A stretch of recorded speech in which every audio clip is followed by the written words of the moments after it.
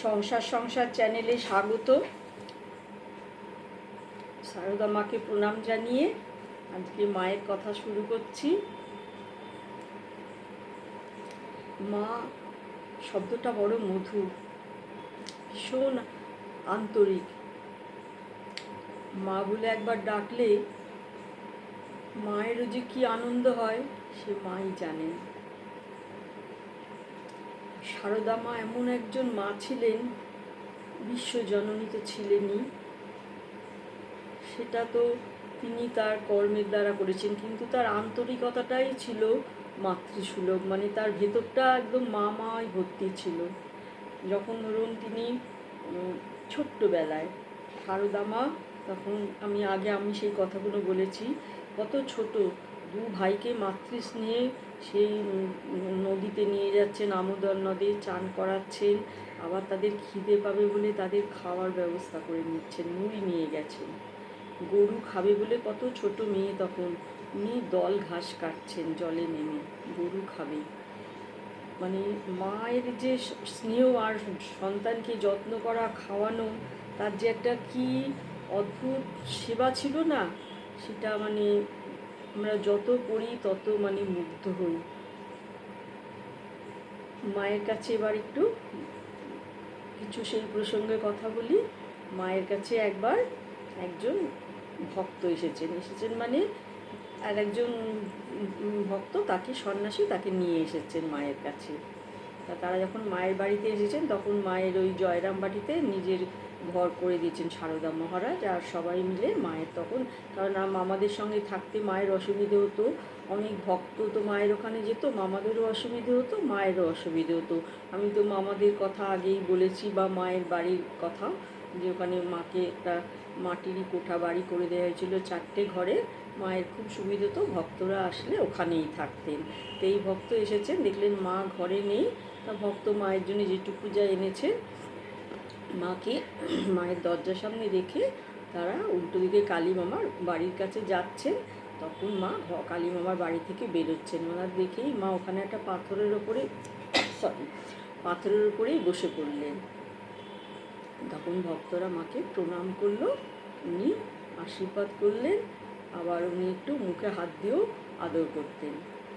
তারপরে বললেন চলো বাবা, ঘরে নিয়ে গেলেন, নিয়ে গিয়ে খুব আদর যত্ন করে খাওয়ালেন, তারপরে জল খাওয়ালেন, খাইয়ে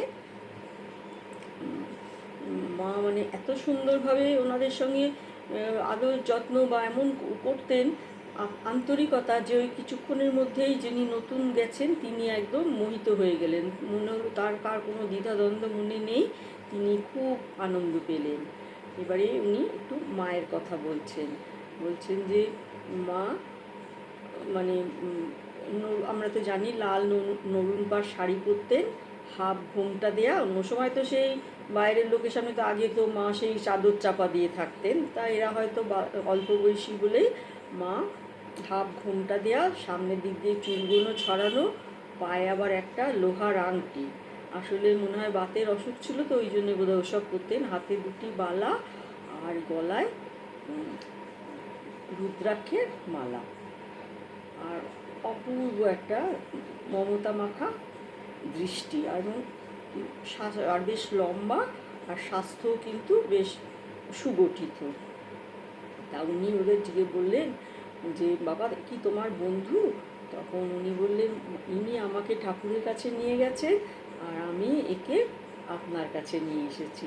মা বললেন ভালোই হয়েছে, ও তোমার উপকার করেছে, তুমিও উপকার করলে, দুজনের উপকার করা হলো।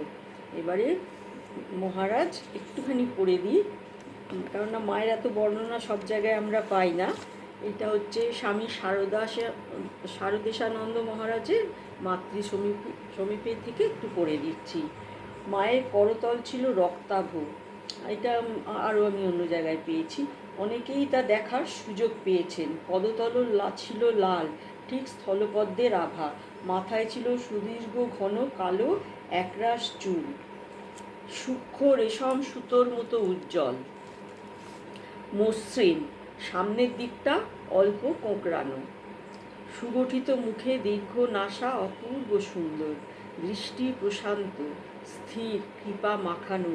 মা সকলের অন্তরে সর্বদা করুণা বর্ষণ করত। প্রশস্ত উজ্জ্বল কপাল, প্রসন্ন মুখ, দেখলেই চিত্ত শান্ত হয়। শ্যামগৌর রং প্রথমে ছিল উজ্জ্বল। শ্যামগৌর মানে আমরা যাকে শ্যামবর্ণা বলি আর কি, উজ্জ্বল মানে শ্যাম। আর একটু শেষ বয়সে ম্লান হয়ে গিয়েছিল, যে খাটতেন তো। চেহারা ছিল লম্বা, হাত পা অপেক্ষাকৃত লম্বা, একটু বাঁদিকে কাত হয়ে চলতেন ধীরে ধীরে, পরে হাঁটুতে বাত ধরেছিল। আসলে ওই জন্যই উনি ধীরে ধীরে চলতেন। সেই নহবতের গল্প বলেছি না, নহবতে তো এমন মা অতটা লম্বা, আর ঘরের দরজাটাই এমন ছিল যে মা সোজা হয়ে দাঁড়াতে পারতেন না। তারপরে তো সামনে সেই বিশাল বেড়া দেয়া থাকতো, আর ঘরটা এত ছোট আর এত জিনিসে ভর্তি থাকতো যে মা পা ছড়িয়ে কোনো দিন শোননি, পা মুড়েই শুতে হতো ওখানে। এখন ওখানে তো 12-13 বছর বোধহয় ছিলেন, ততদিন তো ওইভাবে শুয়েছেন। তারপরে মা বলেন না যে ওই ঘরে কি হচ্ছে, নববত থেকে ঠাকুরের ঘরে তো তখন অনেক ভক্ত সমাগম, গান বাজনা, নানা রকম আলোচনা। মায়ের তো খুব শুনতে ইচ্ছে করতো, কিন্তু তখন তো মা যেতে পারতেন না। ওই সেই দরমার ফুটো করে, আগেও বলেছি, সেখানে ঘন্টার পর ঘন্টা দাঁড়িয়ে থাকতেন। মা বলেন আমার সেই দাঁড়িয়ে থেকে থেকেই পায়ে বাত ধরে গেছে। তার মা একটু ঘুরিয়ে হাঁটতেন। এবারে বলি, এরা তো থাকলেন। মা সন্ন্যাসী আর সন্তান সকলকে সমান চোখে দেখতেন। সন্ন্যাসী ভক্তদের তো একটু স্বাভাবিকভাবেই উনি বেশি ভালোবাসতেই পারেন, কিন্তু তা নয়। গৃহভক্ত যারা আসতো তাদের যা যা সমস্যার কথা যা বলতেন, মা সব মনোযোগ দিয়ে শুনতেন এবং সমাধান বলতেন, সহানুভূতি জানাতেন। তারা একটা আশ্বাস, একটা শান্তি নিয়ে ফিরে যেত।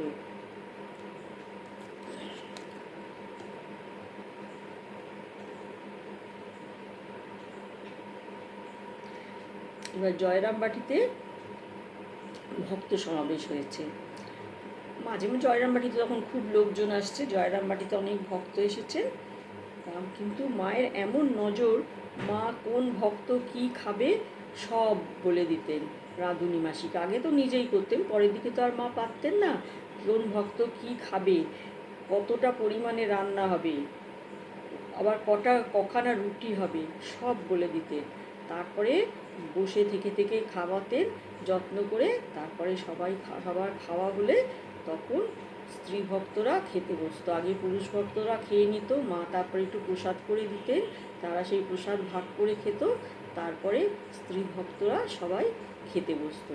কিন্তু মা যখন উদ্বোধনে থাকতেন তখন মায়ের একটু অসুবিধে হতো, কেন উদ্বোধনে তো ওখানে ছেলে ভক্তরা খাবে, সেটা একটু অসুবিধে। কারণ শরৎ মহারাজ তিনি মা না খেলে খাবেন না। তিনি মাকে ভীষণ ভালোবাসতেন, ভক্তি করতেন। গুরু গুরু মা না খেলে তিনি কী করে খাবেন, তিনি খেতেন না। আবার তার কাজ করতেও অনেক বেলা হয়ে যেত, আর মাও গ্রামের মেয়ে তো একটু দেরি করে খেতেন। এই জন্যে তখন নিয়ম হলো যে এক ঘরে মেয়েরা খেতে বসবে, এক ঘরে পুরুষ ভক্তরা খেতে বসবে। মাকে তখন ঠাকুরের প্রসাদ এনে দেওয়া হতো, ঠাকুরের প্রসাদ থেকে একটু মা নিয়ে একটুখানি নিজে মুখে দিয়ে সেটাকে মহাপ্রসাদ করে পাঠিয়ে দিতেন গোলাপ মার হাত দিয়ে। তখন সব শারদানন্দ খেতেন, আর সঙ্গে আরও যারা থাকতেন তারাও ভাগ খেতেন। এইভাবেই সে চলতো। কিন্তু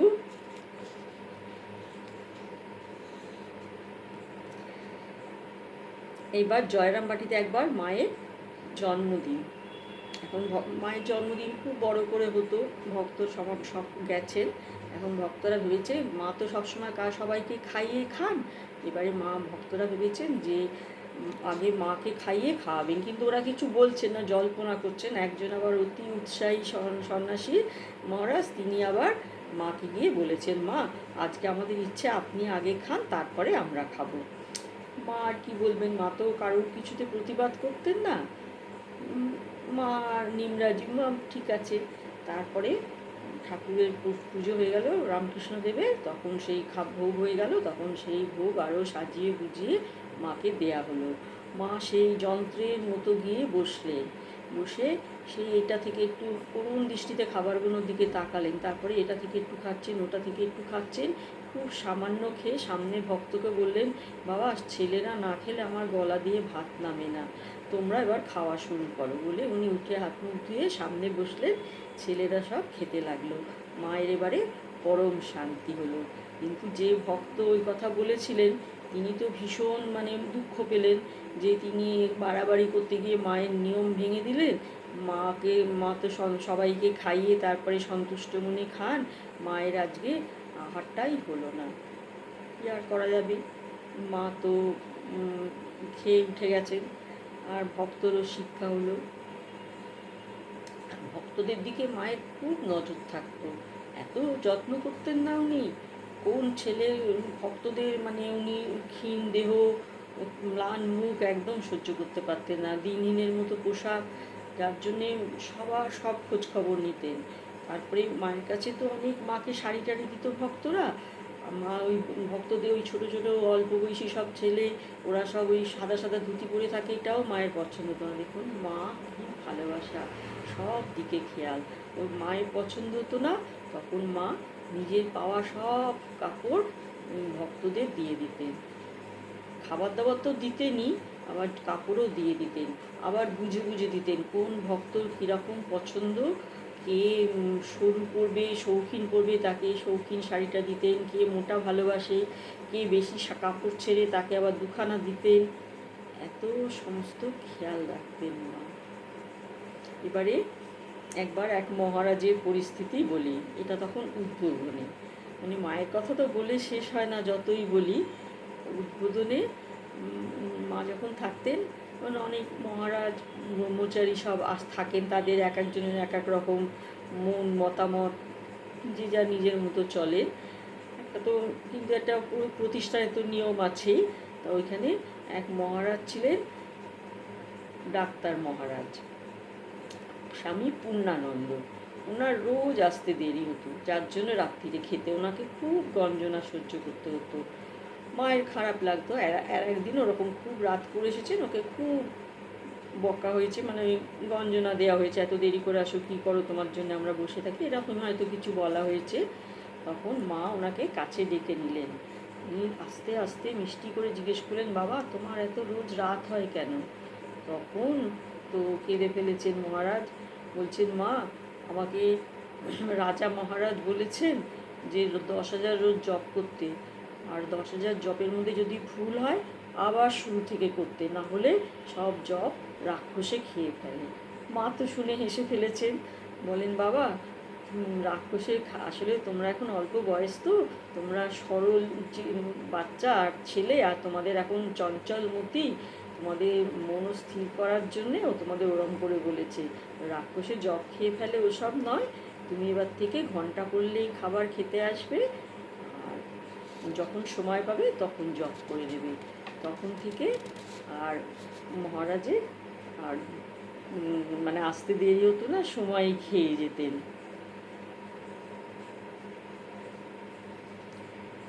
জয়রামবাটিতে মা যখন থাকতেন ভক্ত সমাগম তো লেগেই থাকতো। মা জয়রামবাটির খাওয়া ছিল খুব সুন্দর। এমনিতে উদ্বোধনে কিন্তু মাছের ব্যবস্থা ছিল, কারণ মা ছেলেদের শরীর খারাপ হবে, সব বাঙালি ছেলেপিলে তো, তারা তো ভাত খাওয়া অভ্যেস। উদ্বোধন ওই জন্যে মাছের ব্যবস্থা ছিল। আর মায়ের এখানে সকালবেলা মুড়ি গুড় আর 1 গ্লাস জল, কাশিতে মুড়ি গুড় 1 গ্লাস জল, আর পাতায় শাল পাতায় করে প্রসাদ সাজানো, সব ভাগে ভাগে সাজিয়ে মা খাবার সাজিয়ে ডাকতেন, বাবারা এসো খাও। সবাই বসে খেতেন, তারপরে মা মেয়ে ভক্তদের দিতেন, তারপরে মা নিজে খেতেন। মা সকালে একটু মিষ্টির শরবত খেতেন, আর খুব একটা কিছু খেতেন না।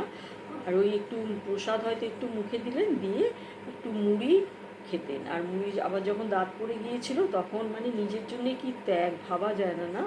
যখন দাঁত পড়ে গিয়েছিল তখন আবার আঁচলে মুড়িটা নিয়ে নোড়া দিয়ে থেতো করতেন, করে আর বলতেন, নবাসনের বৌমা আমাকে একটু লঙ্কা নুন দিয়ে যাও।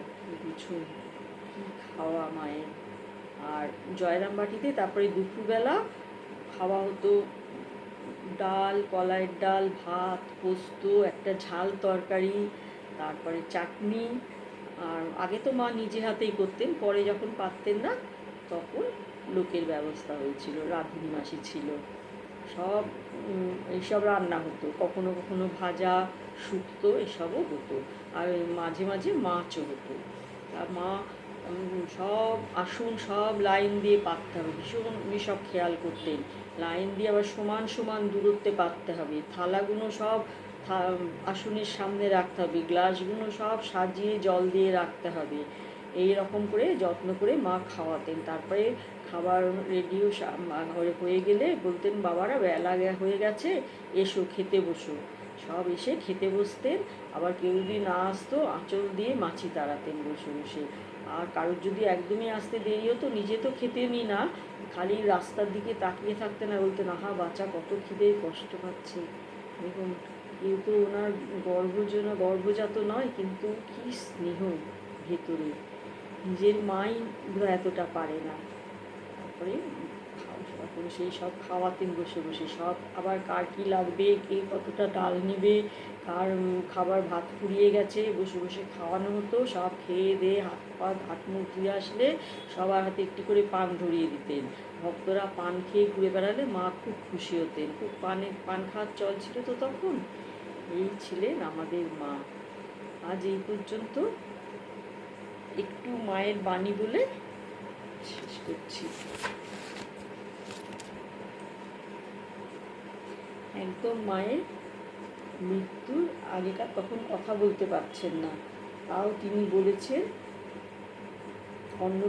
অন্নপূর্ণার মা বলে একজন দেখতে এসেছেন, দরজায় বসে আছেন, উঠতে পারেন না, তাকাতে পারেন না, তবুও কোনো উঠে আশীর্বাদ করলেন, করে বললেন, একটা কথা বলি, যদি শান্তি চাও মা, কারো দোষ দেখো না, দোষ দেখবে নিজে। জগৎকে আপনার করে নিতে শেখো, কেউ পর নয় মা, জগৎ তোমার। বিশ্ববাসীর প্রতি এই মায়ের শেষ বাণী। আজ এই পর্যন্ত। আমার চ্যানেল দেখুন, ভালো লাগলে শেয়ার করুন, যাতে আরও সবাই মায়ের কথা শুনতে পারে।